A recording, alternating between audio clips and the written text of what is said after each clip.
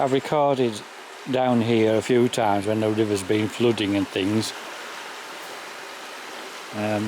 So I thought I'd just do it in a more normal situation. It's Christmas Eve, but the water's relatively low because it's been sort of raining on and off. But really only the first week of December was wet, so in fact it's been a dry month on average, nearly half the normal so far. There's a week left yet, it might just change. With this ford replaces an earlier one which only had a single row of pipes, and the upper row does almost nothing here, they're too small, and due to the angle of attack, as it were, of the river, this one is quite poor. Half the time only 2 or 3 of the pipes are unblocked. It tends to silt up at one side and then sticks and things bung the others up, so once it bungs up it can be blocked for weeks. But this is right by the old it's called Hunter's Stye Bridge, right? Hunter's Stye. Some people who are a bit affected say Hunter's Stee. I know people do say that, but it's a stye. I don't really know why. But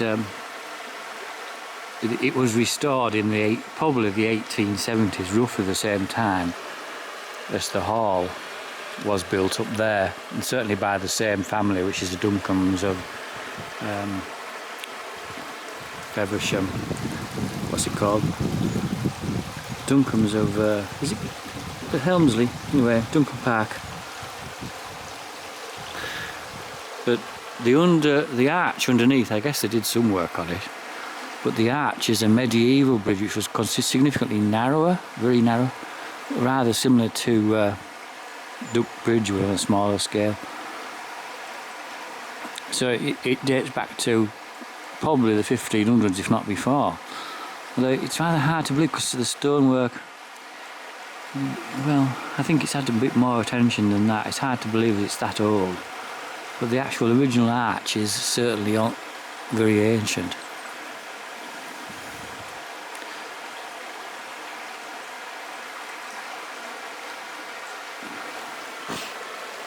And in the worst flooding which I've seen here, which was October 2000, I believe, or 2001, I can't remember, it was very close to the top of the arch, about a foot off the top. But it was all going through though.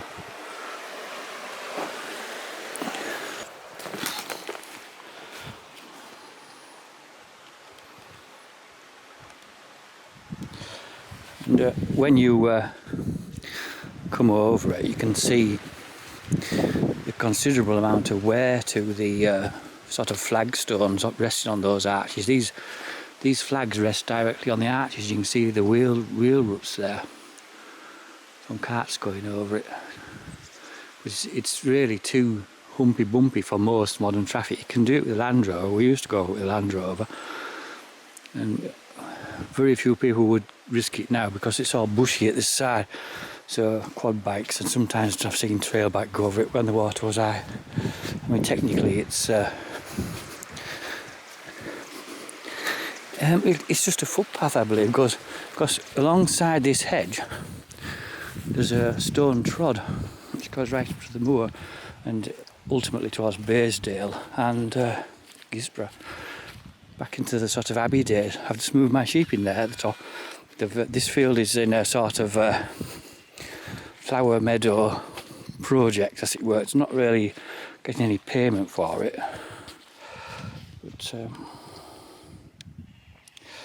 it's in the flower meadows sort of idea where they graze it down through the autumn. But I don't want to graze it too hard, but I just wanted to have one more day in it because some bits are still a bit long. It has actually recovered a bit since the last in it about a month ago, and it's relatively dry.